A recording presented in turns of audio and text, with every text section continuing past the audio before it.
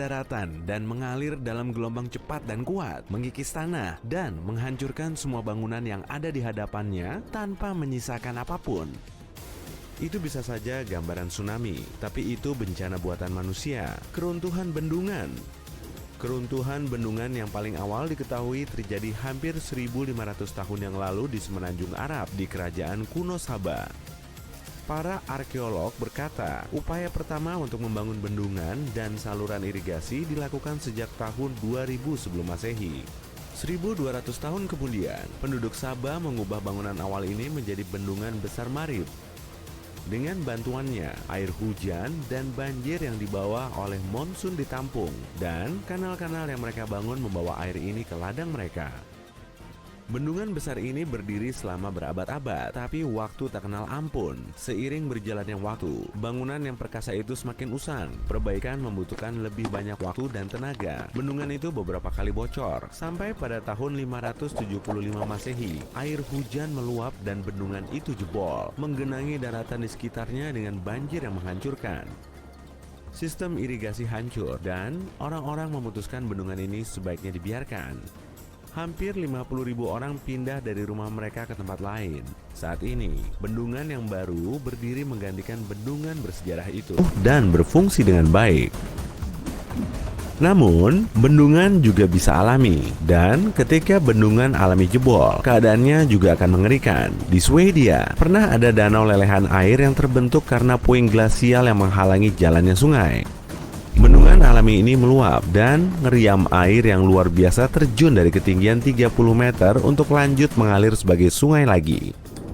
Namun, pada abad ke-18, beberapa kota dibangun di sepanjang tepian sungai, dan berkat hutan lebat, industri kayu berkembang pesat di sana. Namun, ada kendala besar untuk mengangkut kayu, yakni air terjun itu sendiri, yang disebut Gedungsen. Sungai sangat sesuai dipakai untuk memindahkan kayu, tapi saat mencapai jeram, sebagian besar kayu hilang. Itu sebabnya, pada tahun 1794, penduduk setempat mendapat izin untuk menggali kanal memutar guna mengubah arah sungai dan mengangkut gelondongan kayu dengan aman. Meski ada banyak masalah, pekerjaan itu selesai dan air mulai mengalir.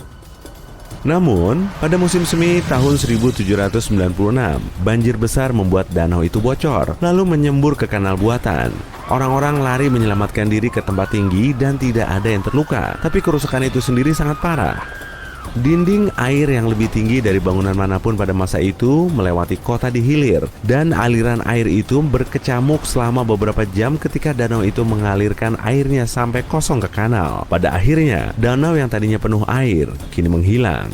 Air dari danau itu mengalir dengan derasnya ke kanal memutar, menyebabkan banyak kerusakan properti dan tanah di sekitarnya. Orang-orang melaporkan bahwa salmon yang melimpah di sungai itu tergeletak di tepi sungai dan tersangkut di pepohonan. Namun, akhirnya dasar danau yang kering itu menjadi lahan pertanian yang subur.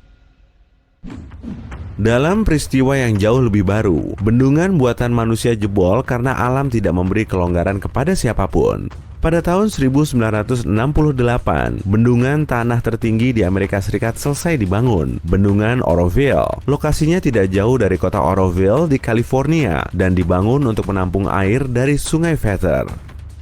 Bendungan ini memiliki dua saluran pelimpah. Saluran utama, tempat kelebihan air disalurkan dalam jumlah besar, dan saluran darurat yang terlihat seperti dinding miring. Tempat air juga bisa melimpah dari sana.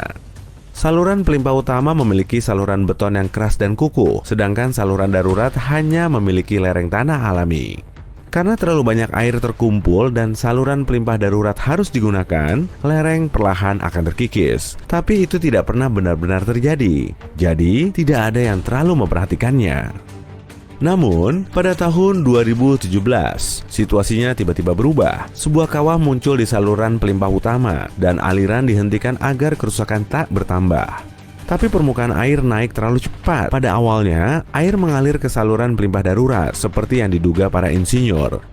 Tapi dalam beberapa hari, air mulai merusak lereng di bawahnya, dan itu terjadi dengan cepat. Untuk menghindari hal tersebut, saluran utama dibuka kembali meski belum diperbaiki dengan baik. Alhasil, derasnya banjir terus menekan saluran yang rusak, dan tak lama kemudian, beton tersebut menyerah kepada alam. Air menyembur melewati lubang dan menyapu tanah di bawahnya. Hanya dalam beberapa hari, air yang mengalir dari saluran pelimpah utama berubah arah dan membuat saluran baru di sampingnya. Tanah dan puing-puing yang terbawa aliran baru menyumbat sungai di bawahnya, menyebabkan pembangkit listrik berhenti. Tapi masih ada yang terburuk. Erosi lereng bisa mencapai pintu utama bendungan atau ke penghalang saluran pelimpah darurat. Jika salah satunya terjadi, danau akan jebol tak terkendali ke bawah, tempat ribuan orang tinggal dan bekerja. Untungnya, bencana ini tidak pernah terjadi, dan tumpahan tersebut akhirnya dapat dikendalikan. Satu lagi, jebolnya bendungan membuktikan bahwa yang terbaik sekalipun tidak sempurna. Pembangkit listrik tenaga air Taum Sahuk di Missouri hendak menerima penghargaan untuk inovasi pada September 2005. Itu adalah stasiun pompa pertama yang tidak memerlukan pemantauan terus-menerus oleh petugas di lokasi. Bendungan yang memungkinkan semua ini berfungsi terdiri dari 2 waduk, atas dan bawah, dihubungkan dengan terowongan beton panjang. Sehari sebelum penghargaan, ada inspeksi di PLTA untuk memastikan tidak ada masalah. Bayangkan betapa terkejutnya mereka saat melihat air tumpah dengan deras dari waduk atas. Menurut pengawas, itu sangat mirip dengan air terjun Niagara. Petugas bendungan segera menghentikan pemompa air dan mengirim penyelam untuk menyelidikinya. Ternyata beberapa detektor ketinggian air gagal berfungsi sehingga menyampaikan data yang salah kepada komputer sampai perbaikan dapat dilakukan. Tindakan darurat dilakukan untuk mengendalikan ketinggian air. Bendungan ini dianggap bebas masalah, tapi ternyata tidak. Pada tanggal 14 Desember 2005, semua sistem, baik sistem reguler maupun darurat, gagal mengenali kenaikan tajam di waduk atas lagi. Air mulai mengalir ke dinding sekali lagi, dan kali ini tidak ada yang hadir untuk memperingatkan petugas. Air terjun itu begitu kuat sehingga dengan cepat mengikis dasar dinding, dan tak lama kemudian, karena tidak mampu menahan tekanan dari dalam, dinding itu jebol. Waduk atas menjadi kosong setelah kebocoran di dinding itu, dan mengirimkan ribuan meter kubik air ke lereng. Riam selebar 2 panjang lapangan sepak bola menghancurkan semua yang dilaluinya, menumbangkan pohon sampai ke akarnya, dan menghancurkan sebagian besar taman di lereng gunung.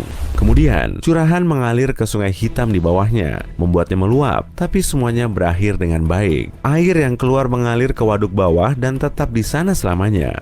Suatu kebetulan luar biasa bahwa tidak ada yang terluka parah dalam kecelakaan itu. Lalu, PLTA itu diperbaiki dan diperkuat dalam 4 tahun berikutnya. Namun, beberapa bendungan yang jebol sebaiknya dibiarkan saja. Pada tahun 1907, penduduk Fergus Falls, Minnesota, memutuskan untuk membuat hidup mereka lebih sedikit nyaman dan membangun bendungan baru di sungai Otter Tail. Tujuannya adalah menghasilkan listrik untuk kota, dan bendungan itu mulai memasuk listrik pada tahun 1908. Tapi para insinyur membuat kesalahan perhitungan yang fatal. Mereka menempatkan bendungan itu di atas mata air yang perlahan merusak seluruh strukturnya. Tidak ada yang tahu pada saat itu, dan bendungan itu mulai berfungsi. Setahun kemudian, 2 petugas PLTA menyadari lampu berkedip lantas padam.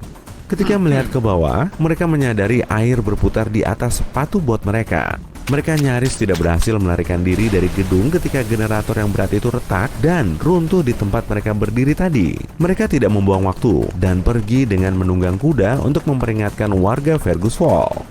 Bendungan itu jebol tepat di tengahnya, dan banjirnya sangat dahsyat. Dinding air mengalir ke hilir dan menghancurkan bendungan lain dalam perjalanannya, menambah puing-puing dan semakin menakutkan.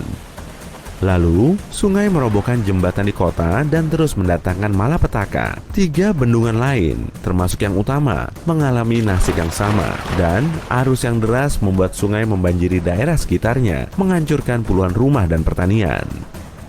Bendungan berikutnya di jalur luapan gila itu berjarak 8 km ke hilir, dan pemiliknya berhasil tiba di sana tepat waktu untuk membuka pintu air, lalu membiarkan air yang deras mengalir bebas. Hal ini membuat aliran air akhirnya mereda, dan bencana yang lebih besar dapat dihindari.